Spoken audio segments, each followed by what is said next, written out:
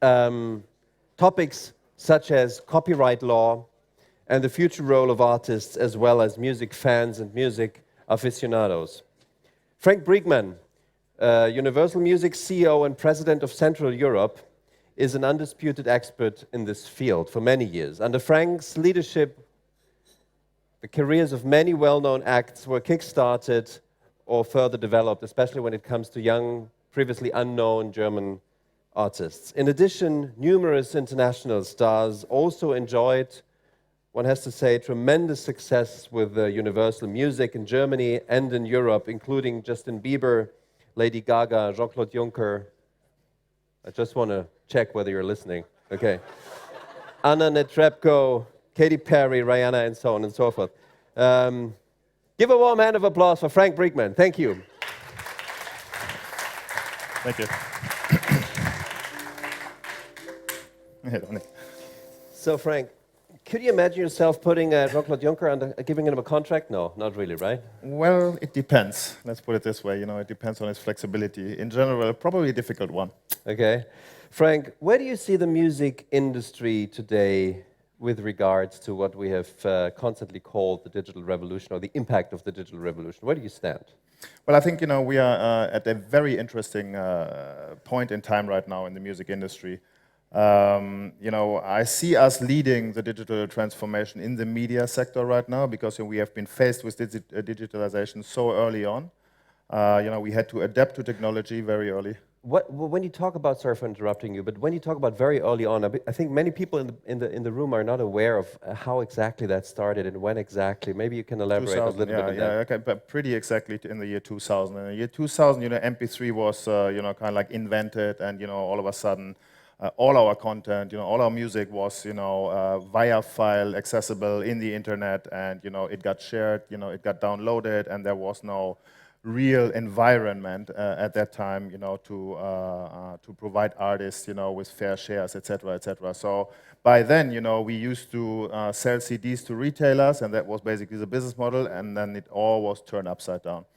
So ever since, our industry has become, really, really adaptive to new technology, and we embrace a lot of new business models right now. So, I see us in a very, very good position right now, but also then, we're facing a lot of challenges still, and therefore I think it's a great time, to come here to DLD in Brussels, to talk about, what we think is necessary to get into an environment that can be a healthy, sustainable environment for creators and the ones that that represent them. Yes. So when you meet and talk to other CEOs from other industries, do you sometimes happen to realize and to tell them, listen, guys, you haven't even thought about what's going to happen to you in your industry? I mean, is there still industries where you see this kind of naive approach to the future? Yeah, it's a bit of a funny story. I mean, let me give you a little example. When I came to, I have been friends with DLD for long, it's like 10 years. I have been on a panel, and, I was sitting on this panel. Talking about different things in the last 10 years, right? Yeah, absolutely. So I was sitting on this panel, and, beside me there was one guy, that founded a crowd-funded label, and then there was an artist that, self-released his music. So, and, of course I got the question, oh, Frank, I'm so sorry for you. Your labels are not used and needed anymore. Who needs you? I mean, you're a dinosaur, nobody needs you anymore, right? Well, interesting, 10 years after, I'm still around, kind of, and, maybe in 10 years I still will be around. So, to your question... Are these guys still around that asked the question? I haven't seen them yet, okay. So I'm not sure. So to your question, at that time, everybody was like, the music industry as it is and was, nobody will see anymore around. Now, guess what? In these days, I go to many panels and I go to have many conversations with many CEOs about the disruption, about, how you transform into the digital age. And so on and so forth. So something, changed in, what we are seen as. It seems like, people do understand that we managed to transition. And so, yes, I see many, many businesses still that have not been transforming, that don't even think about transformation. Last question before we move on to the next question regarding the topic. When it comes to politics, do you recognize the same pattern of reactions within politics? In other words, is politics the next big field that's going to be disrupted and they don't know yet? Well, for sure it's going to be disrupted, yes. The patterns, I think, changed a little bit. At that time, nobody, it was everything was about technology. Nobody, if you have been, arguing that, content and creators needed to be, paid for what they have been doing, you were really all alone by yourself because everything was about technology, accessibility, and, kind of like nobody talked about that. That changed, I think the understanding of, that creation, that, no matter if it's music, books, journalism, whatever, also, drives technology, that really has changed. So I do think that, it's a better understanding right now. Still, I think, we have to do a lot of conversations and do a lot of education also to how exactly, this environment works. Later on, we're going to open up the discussion, and there's Markus Ferber, politician, in the first row sitting here, and he looked quite skeptical when I asked the question whether politics is going to be disrupted next. I'll expect you asking a question. Okay? Given all the changes, all of the changes within technology, and given an artist's ability to more or less directly work with a distributor such as Apple, such as Spotify, and others, what, Frank, in your opinion, is the value of a record label? You've just mentioned that, but you didn't. Tell us. You didn't tell us. What is the value of a record label today? And simply put, are labels still needed? Yeah, absolutely. Yes, I think we are even more needed than we ever have been. And then I'll give you maybe 3 reasons for it. One, if you look at the distribution of music and the possibility that artists nowadays can connect with their fans, the number of distribution channels has been increased exponentially. We have CDs, we have vinyl, we have downloads, we have streaming, and that times X in every local market, and then times X again if you see on a worldwide global market. So if you are an artist and you want to distribute your music, yes, you could upload on one of the big global players, but then you leave out many, many of the local players, especially in Europe as well. Second, that's distribution. Second, marketing and communication. It's even more complex because the number of communication channels has again been increased exponentially during this time. You have all kinds of local players, local radios, local TVs, local newspapers. You have adaptations to local markets within Europe of the global networks, and all of these need to be managed. So if you are an artist, you have to ask yourself the question, what do I want to do? I am a creator, I want to create music, I want to play this music, I want to go to stages and I want to play for my fans, or do I want to manage all these relationships, including the integration into the back end, the money needs to come and needs to be shared with the artist. All of these things you need to ask yourself the question, do I want to do this myself? You can, you go to some services, you can, but I don't think, and from all my experience, most of the artists say, okay, hey, you're a professional company, that's what you do this for me, that's the service that you can provide to me, and I want you to do that. And the last bit of the puzzle, maybe, if I mention 3 things, is the investment. I have artists coming into my office, almost every week, new artists, and they play me music, or I go to the studio and I listen to the new music, and then, I take a decision to invest in these artists, who else, and so that they can make a living, that they can make their music, and then they, can have a career. So I don't see nobody else, that is going to do this. For sure, it's no bank, and it's not going to be a venture capitalist. So that's us. So we are providing, the financials around the artists to create and help them, create their music. Is that different from the past? No. Providing the financials? No, that has always been the case. The business relationship, changed because it's more complex, and the deal terms, they all changed. But investing in artists has always been what we've been always doing, because that's your core business. It's our core business. All we care about. We don't have no technology around us. We don't sell no hardware. All we care about is investment in artists and then work with their creativity. Is it profane to ask you how the way music is consumed has changed? Well, yeah. First of all, we have to acknowledge that the consumption of music is at its all-time high. Never ever has been more music consumed than last year. And why is that? That is because, again, artists can connect to their audiences in so many ways. Now, if you look across Europe especially, there is difference in consumption. If I only look at two of the markets that I'm responsible for, that is Germany on the one hand side and Sweden on the other hand side.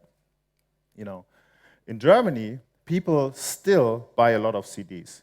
What's the percentage of? It's more than 60%. 60% of the revenues come from CDs, which is very stunning. It's a typical German thing, and you see a similar thing in the book market, for example.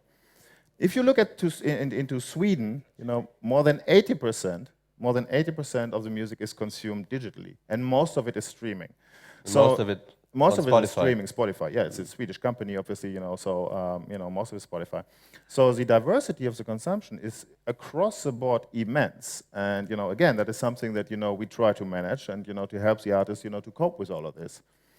And I think it's pretty interesting that, we as an industry, by mentioning these numbers, we are now a 45% digital industry. And, books, for example, across the world, books, for example, are at 20%, movies are at 20%, and newspapers are in the one single-digit numbers. So I think we are very far ahead in the digitalization, and obviously it will go on. So if you look at what the future is going to be, digital consumption of music will be the future. The driver in growth these days is streaming. But nevertheless, we have this diversity of physical and digital products in many ways, and I think that's the successful factor for the future as well. We cannot focus only on one format, and because the consumer wants different things. Is there something like a format of the future where you say this is like the ultimate thing? No. I think, again, it's many formats that we need to provide because, many consumers are different. I see us in the future, providing physical box sets for superfans, for example, where you may have, photographs, signed, lyrics and, things like these. As well as, obviously, we're offering 40 million tracks on the mobile phone via, our partners. And I think in between this, there's all kinds of variations. So I would not, focus on one of each. But I do think, that streaming will be the future. We see the growth, the growth is 50% every year. We are almost, within the digital consumption, we are almost there that streaming is the main source of revenue. So, that's a growth factor, but the other formats will be around for years. I'm absolutely positive. Let's talk about some players in the field you particularly, I guess, you don't like. Let's talk about YouTube. Many artists and labels have been very critical of the amount YouTube actually pays them, as well as the platform's inability or maybe even unwillingness to take down unlicensed content. Yeah. YouTube has got a technology, as far as I know, it's called Content ID, that it claims successfully an overwhelming percentage of the content on its platform. Doesn't a technology solution like this kind of addresses the problem? No. Let me be very clear on this one. I do not see that a content identification technology is there to avoid a licensing of music. If you work with music on your platform, you have to have a license. A content ID is something totally different. If you use a content ID to not license, it's very bad for the competition, for those that have to license the music. European players like Spotify, like Deezer, like SoundCloud. So I think it's really two different things. Now, nevertheless, YouTube is one of our partners. They have 900 million customers. They are one of the biggest music consumption platforms in the world. And Content ID is a good thing, but again, it cannot be used to avoid a license. Now, we have evidence that 20 to 40% is not even recognized of all the content that is uploaded. Even if I would take their stats as face value. Technically, 20 to 40%, which is a lot of content. And even if I would agree on the 2% that they are claiming, that is not identified, that is still 3,600 hours per day of content that is not identified. And I'm sure, a tech giant like Google, YouTube can do much better than this. So I think Content ID, yes, but only to implement a license. not to avoid a license. That's my take on content identification. When it comes to business relation, how are your relations to YouTube right now? Yeah, we have a business relationship. Again, you know, they are, with 900 million users, they are the biggest music consumption platform in the world. But what we think, you know, they are not a neutral, passive platform. We think they need to license our music. Why? Because, you know, they source the content, they package the content, you know, they communicate about the content, and they monetize the content in a big way. If you look at a couple of numbers, you know, YouTube's number of subscribers is factor 10 to all the subscribers in the streaming world. Factor 10. Now guess what? The revenue that we're making from YouTube, because they are referring to the so-called safe harbor and they don't have to license, the revenue that we're making around the world is 4%. So you got 10 times as many subscribers for 4% of the revenue. And that obviously is not correct. Now you might have read, you know, that even vinyl sales, you know, the good old black thing, you remember these things? You know, even that gives us more revenue than, you know, the revenue from YouTube. So there's fundamentally something in disproportion, and that's what we call the value gap. And this value gap, we think, needs to be closed. Because again, if you want to have competition, you know, with European players like Spotify, Deezer, and the others, if you want to foster competition, if you want to foster consumer choice and innovation, you have to close this value gap. That's what we believe. You're saying all this now because Günther Oettinger just entered the building, right? Yeah, absolutely. And Günther Oettinger, we're in a dialogue about this. So let's shift the topic a little bit. And you talked about the need for legislation and the principles of good legislation. Yeah. What policy changes are you looking for? Well, I think, you know, the one I just elaborated on, I think, you know, that... but that's not the only one, right? No, it's not the only one, you know, but that's essential to us, you know. If you monetize music in the way, you know, these platforms do, then you have to license.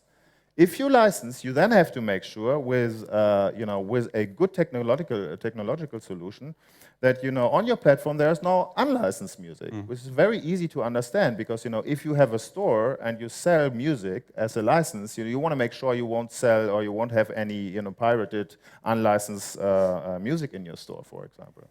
And then third, you know, we have this, we have a tool which is called notice and takedown. So today, you know, we are able to send notices to this platform and then they take down the content.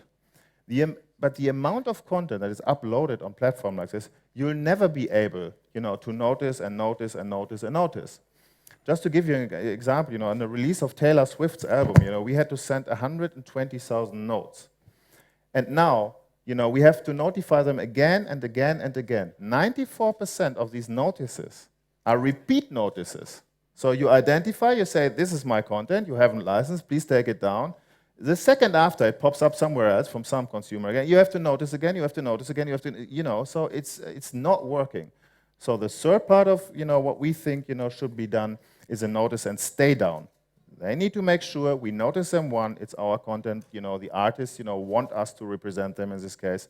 You know, it's our content. We notice you have to make sure it stays down. So these three things are essential to what I believe, you know, will create a music ecosystem, you know, which is sustainable, which is vital, which is good for the artist, you know, for the consumer, and for everybody around it, especially in Europe. And that's what I believe, you know, needed to be the next steps. Okay, Frank. The audience doesn't know that we have this technology as well. It's called notice and takedown, and it's this clock ticking here. And is it stay down as well, or just take down? I never can come back again. That's what you're telling me. DLD, it works. So we just got the signal that it's over now. Time is over. Thank you so much for this interesting insights in your industry, and thank you so much for your attention. Right. Thanks very much.